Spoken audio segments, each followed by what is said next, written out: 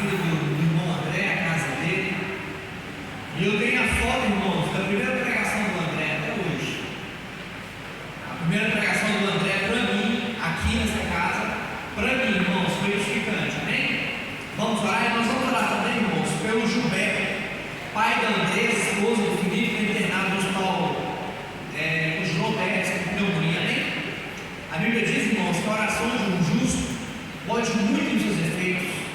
A Bíblia diz, no livro de Mateus, que o que nós ligamos na terra, irmãos, é ligado no céu. E se tem uma coisa que eu levo muito a sério, é a oração, amém, irmãos? Estenda as suas mãos, vamos orar, amém? Pai, em nome de Jesus, eu apresento diante do Senhor, Deus, a vida do teu servo, a vida do André, que o Senhor possa, Senhor, no nome de Jesus, colocar a tua mão poderosa sobre a vida dele, Pai. Ilumina a mente do teu filho, Senhor, que ele seja a boca do Senhor nessa noite, ó Pai. Deus, que ele seja inspirado pelo Espírito Santo para nos ensinar a tua palavra, para nos exortar se for necessário, Deus, e para consolar os que estão sendo necessitados, ó Pai. Pai, em nome de Jesus, abençoa toda a sua casa, abençoa todos os seus negócios, tudo que se chama pelo nome do André, ó Pai. Nós, como igreja do Senhor, nós o abençoamos em nome de Jesus. Pai, no nome de Jesus, a vida do Gilberto também, que está internado com pneumonia, que a mão poderosa do Senhor esteja sobre a vida dele, ó Pai. O Senhor é o médico dos médicos, e a última palavra ela vem do Senhor, ó Deus. Sustenta o teu filho naquele leito de hospital, ó Pai. Tudo que o Senhor faz tem um propósito. Restaura a saúde daquele homem, Pai. Assim nós te bendizemos, te louvamos, te glorificamos, em nome de Jesus. Amém, amém, amém.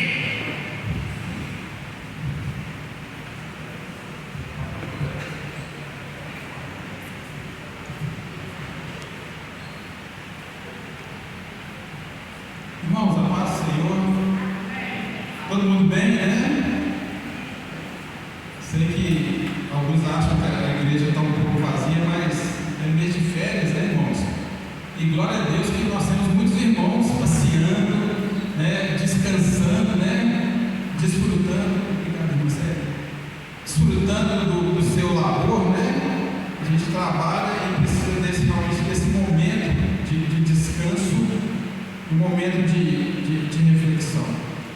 Eu gostaria que você abrisse a sua Bíblia, irmãos, no livro de Gálatas, no capítulo 5, a partir do versículo 13 até o 26.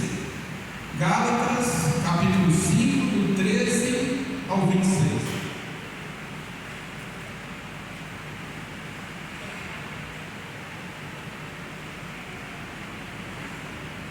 Todos acharam? Quem achou diz amém. Glória a Deus. Então vamos lá, irmãos. Porque vós, irmãos, fostes chamados à liberdade. Não useis então da liberdade para dar ocasião à carne, mas servi-vos uns aos outros pelo amor. Porque toda a lei se cumpre numa só palavra, nessa: amarás a teu próximo como a ti mesmo. Se vós, porém, vos mordeis e devorais uns aos outros, vede não vos consumais também uns aos outros. Capítulo 16, versículo 16.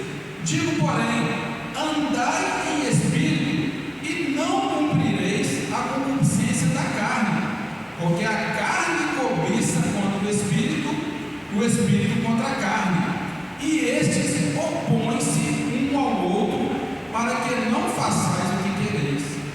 Mas se sois guiados pelo Espírito, não estáis debaixo da lei, porque as obras da carne são manifestas, as quais são prostituição, impureza, lascívia, idolatria, feitiçarias, inimizades, porfias, emulações, iras, pelejas, dissensões, heresias, invejas, homicídios, bebedices, glutonarias e coisas semelhantes a estas, acerca das quais vos declaro, como já antes vos disse, que os que cometem tais coisas não herdarão o reino de Deus. Mas o fruto do Espírito é amor, gozo, paz, longanimidade, benignidade, bondade, fé, mansidão,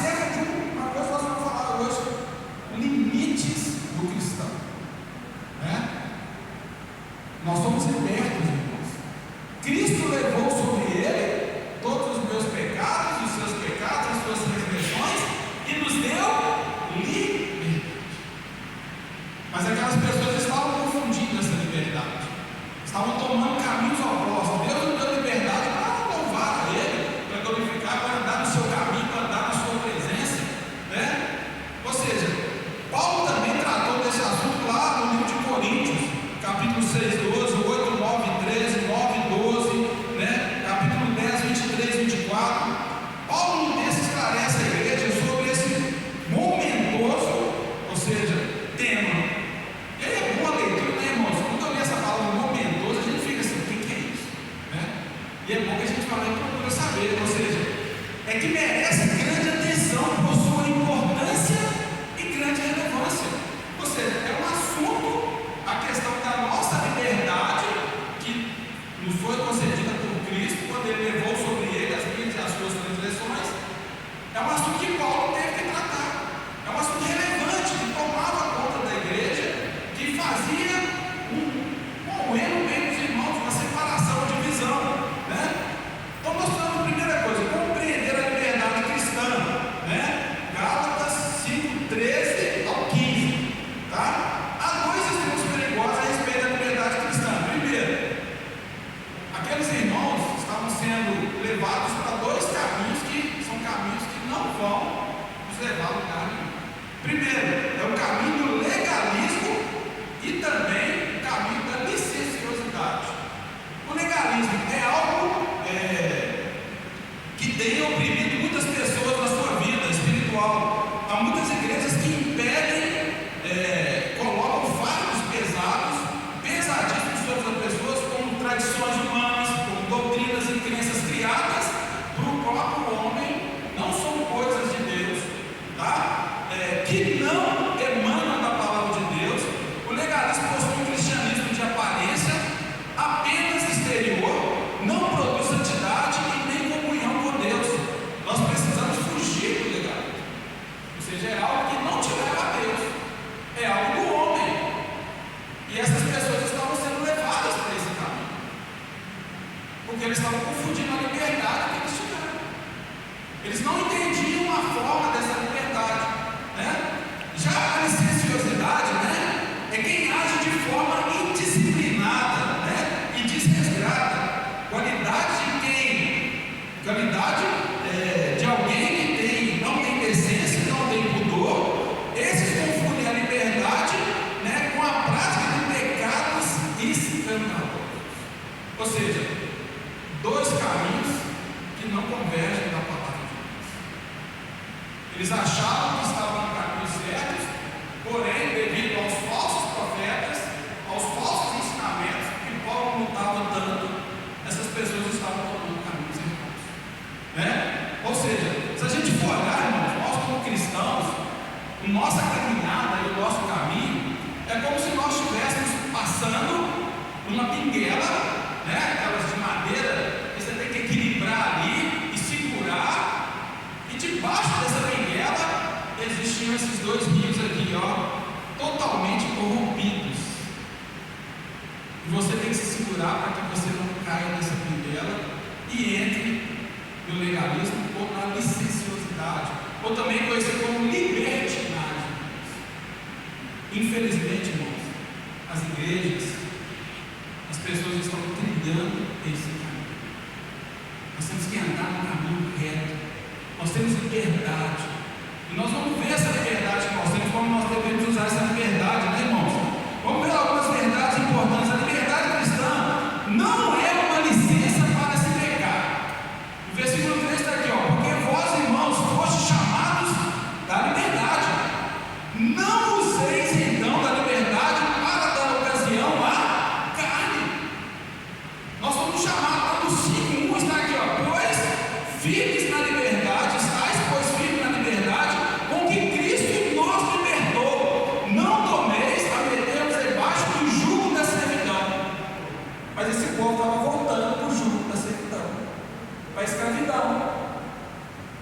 Ou seja, no versículo 13, a parte A, temos um chamado, que está aqui, ó, porque vós, irmãos, fostes chamados à liberdade. Deus te chamou, irmãos, me chamou a ser uma vida livre. Ele nos livrou do jugo do pecado. E depois tem um mandamento aqui, ó. Não useis então da liberdade para dar ocasião à carne. Ou seja, o Senhor está nos orientando. Seja livre,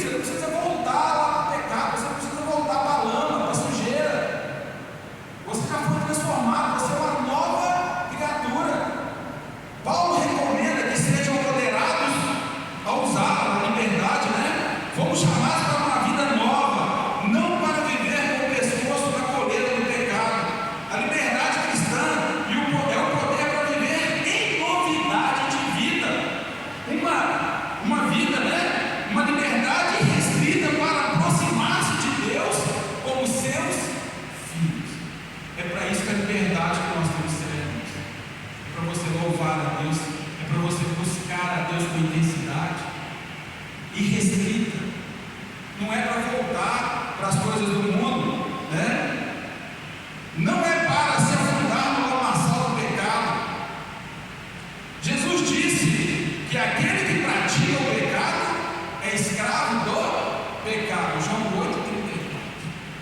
Aquele que pratica o pecado é escravo do pecado. A palavra liberdade está profundamente desgastada nos dias de hoje, irmãos. Homossexualismo, acho que tem liberdade. Você escolheu o seu sexo, você escolheu o seu nome, que você vai ter. As questões da prática irrestrita do aborto, uso indiscriminado de drogas, estão querendo legalizar as drogas e acham que isso é liberdade. Podemos chamar de libertinagem, mas liberdade nunca foi, porque o Senhor já pagou um alto preço por mim e por você. A liberdade cristã não é uma permissão para explorar o próximo. A parte B coloca aqui, então da liberdade para dar ocasião à carne, mas servir-nos uns aos outros pelo amor. Irmãos, que mundo é esse que nós temos vivido? Aqui fala servir-nos uns aos outros por amor, ou com amor, né? Neste versículo temos um mandamento.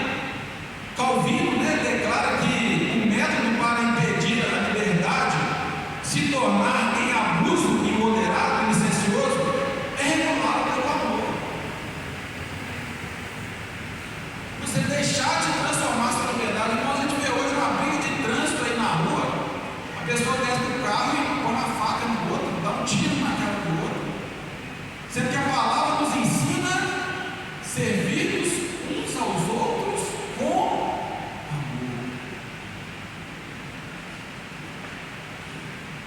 Quem ama não explora, mas serve o próximo. Exemplo que Débora deu semana passada, né? Um bom samaritano, né? O cristão não agride o próximo, nem passa de longe para não se envolver com os feridos, caídos à margem da estrada, mas vê, aproxima-se, cuida do próximo, ainda que seja o seu inimigo. Esse é o caso. Será que nós, como cristãos, irmãos, temos agido dessa forma aqui, servir-nos uns aos outros pelo amor? Não podemos usar o próximo como uma coisa para nos servir, temos de respeitá-lo como pessoa e nos dedicar a servir. É mudança de hobby, irmãos. Tem um rapaz que trabalha comigo lá na roça lá. Eu faço questão porque eu aprendi. Ele não é meu escravo, ele é meu amigo. Ele senta na mesa com a gente, come com a gente. A gente, quando está trabalhando lá no meio do mato, lá, por muitos, por mais que alguns tenham nojo, a gente bebe o mesmo copo.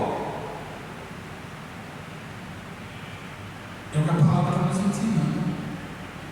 É com amor.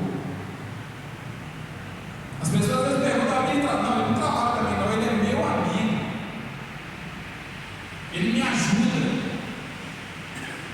Porque tem gente que fala, não, ele é meu empregado, ele faz o que eu mando. Explora das pessoas. Não é isso que o Senhor nos ensina. Não é isso que Paulo está deixando aqui. É o que estava acontecendo na igreja. E é o que muitas das vezes acontece. Pastores explorando dos irmãos, irmãos explorando de irmão. Que igreja que é essa? A liberdade cristã não é uma autorização para ignorar a lei, né? Aí eu fui salvo, agora a lei é lei, não estou debaixo.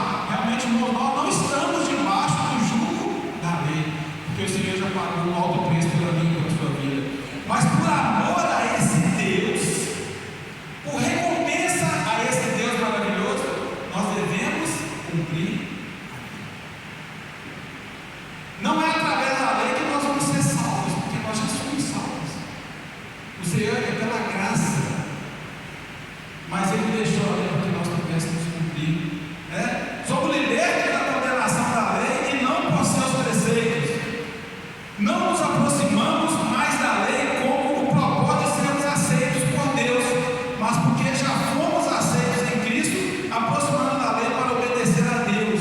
A motivação do crente para obedecer a este mandamento é gratidão a Deus pela redenção consumada por Cristo e o poder para realizá-la é proporcionado pelo Espírito Santo.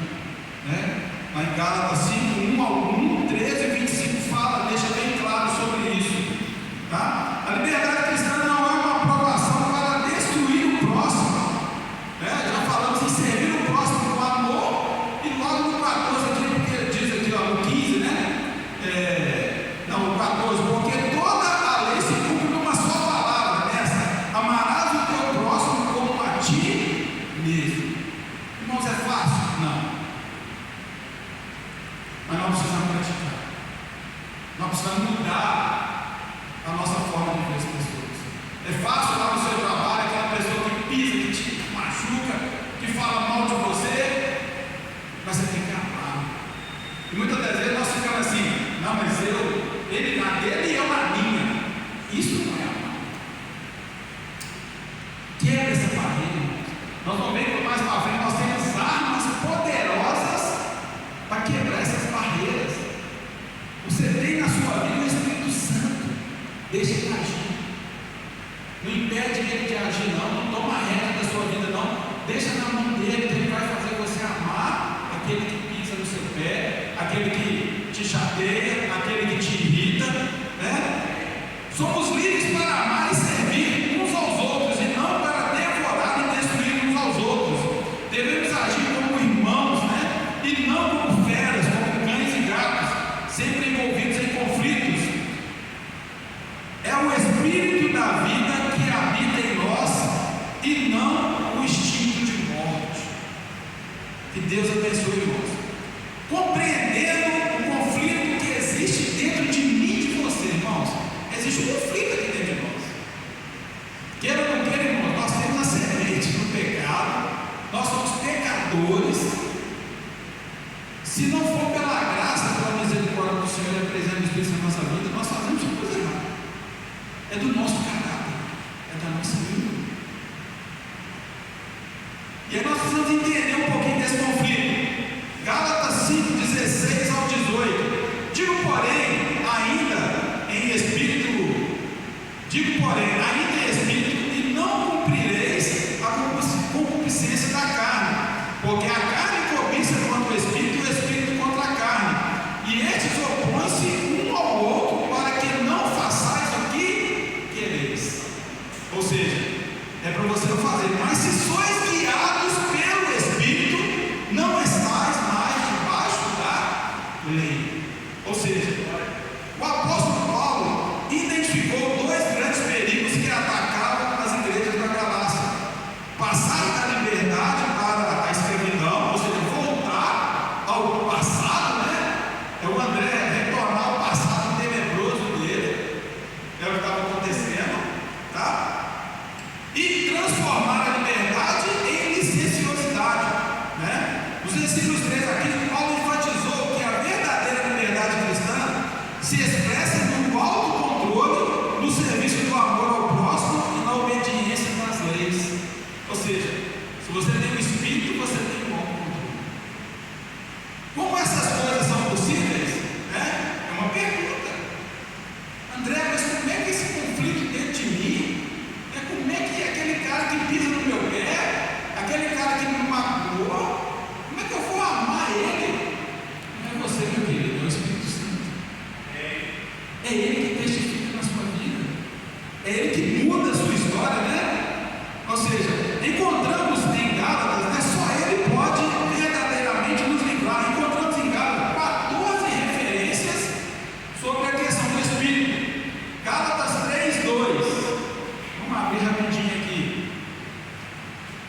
Gálatas diz: só quisera saber isso de vós, recebeste o Espírito pelas obras da lei ou pela pregação da fé? Ou seja, quando cremos em Cristo, o Espírito Santo passa a habitar dentro de nós.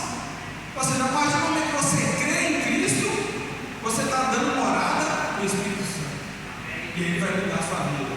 Gálatas 4:29, né? O 4:29 traz para nós aqui, ó. Mas como estão aqueles que eram gerados segundo a carne, perseguindo a carne? Mas como então aquele que era gerado segundo a carne perseguia o que era gerado segundo o Espírito? Assim é também agora, né? É o caso de Isaac lá, ó. Era perseguido. E nós também somos perseguidos, mas nós somos gerados pelo Espírito, né? Gálatas 4:6. O 4:6 vai falar para a gente aqui, ó, é o Espírito no coração que nos dá a certeza da salvação. E porque sois filhos, Deus enviou aos nossos corações o Espírito de seu Filho, que clama: Abba, Pai. Ou seja, é o Espírito que nos dá a certeza, é o Espírito que nos capacita a viver para Cristo e a glorificá-lo. Está lá no versículo 5:16. Capítulo 5, versículo 16, 18 e 25. Depois vocês dão uma lida em casa. Tá, irmãos? É através do Espírito Santo que nós vamos mudar nossa vida. Como vencer essa batalha interior, né, irmãos? Que acontece aqui dentro da gente. E é uma batalha agonizante, é uma batalha terrível, ela é tremenda, ela é contínua. É todo dia. Essa batalha acontece todo dia, né? A carne, versículo 5:16. Digo, porém, andai em espírito, não cumprireis a concupiscência da carne. Anda no espírito. A carne representa o que somos por nascimento natural, o espírito nos tornamos o nosso novo nascimento. Ou seja, já estou falando para você, você é uma nova criatura. Deus já te deu uma nova vida, vestes brancas, vestes alvas. Você não é mais aquele velho homem. A carne tem desejos ardentes que nos arrastam para longe de Deus. Os desejos da carne levam à morte, né? A única maneira de triunfar sobre esse apetite é andar no Espírito. Não tem mágica, não tem uma massa de bolo. É andar no Espírito, é deixar o Espírito agir na sua vida. E você já tem o Espírito Santo. Se andarmos no Espírito, jamais satisfaremos esses apetites desenfreados da carne. O caminho do cristão precisa incluir de onde e para onde. Você tem que saber, meu querido. Você tem que saber, meu irmão. Você vem de onde? E você vai para onde? Você tem que ter isso bem definido. Eu vou sentar do lado do Senhor lá em cima. Esse é o meu caminho, né? Temos que também, a caminhada do cristão tem que ter o quê? Sentido, direção e qualidade. Não se é cristão de qualquer jeito. Cristão não se faz de qualquer jeito. A carne tem uma inclusão para aquilo que é sujo, né? A tendência.